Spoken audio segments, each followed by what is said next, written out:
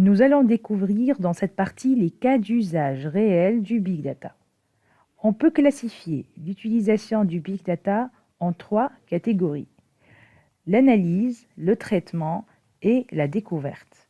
La catégorie analyse concerne l'analyse des données en continu, qui est la capacité d'extraire une information pertinente à partir d'un flux de données, comme le social media management qui utilise le potentiel d'influence des médias sociaux comme Twitter, Instagram, Facebook, et ça peut être dans le contexte de favoriser l'activité marketing d'une organisation ou dans le contexte d'un mouvement d'opinion. On peut trouver finalement des logiciels qui récupèrent en continu, à travers des API, des données provenant des réseaux sociaux, puis les analysent en utilisant des algorithmes spécifiques. Il est alors possible d'avoir une idée sur le nombre de messages d'un utilisateur, sa localisation, d'anticiper des mouvements face à des mesures gouvernementales ou prédire même les résultats des élections.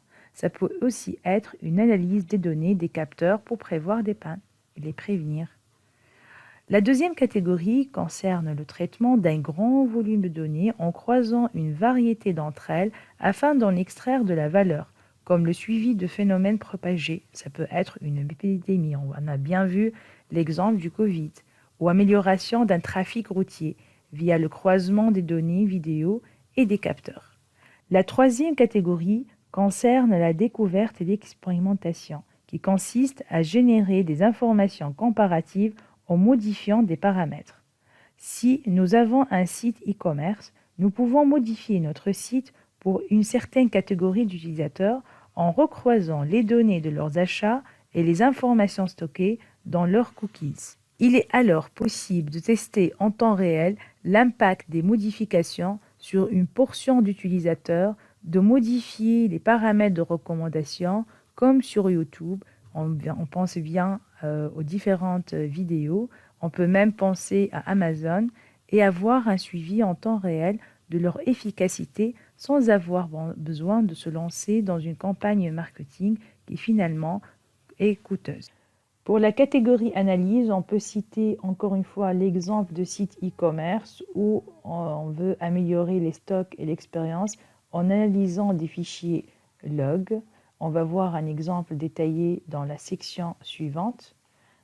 Pour la catégorie traitement, on peut parler de l'énergie, du domaine de l'amélioration de la production et la distribution d'énergie, rien qu'en faisant le croisement de données volumineuses. On peut aussi améliorer le transport et la distribution en optimisant les trajets et ainsi réduire les coûts.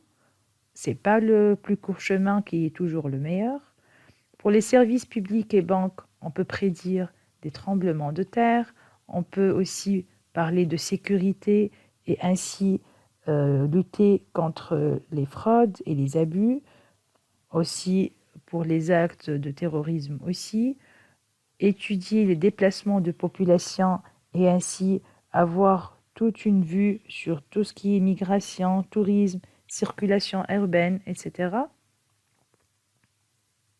On peut aussi parler de traitement, tout ça tout en élaborant le croisement de plusieurs données volumineuses et ainsi pouvoir pour la section santé voir la découverte d'un effet secondaire qui a été élaboré par Yahoo, qui a pu, grâce à l'analyse des requêtes d'internautes, a pu finalement déduire que la prise de médicaments peut faire un effet secondaire.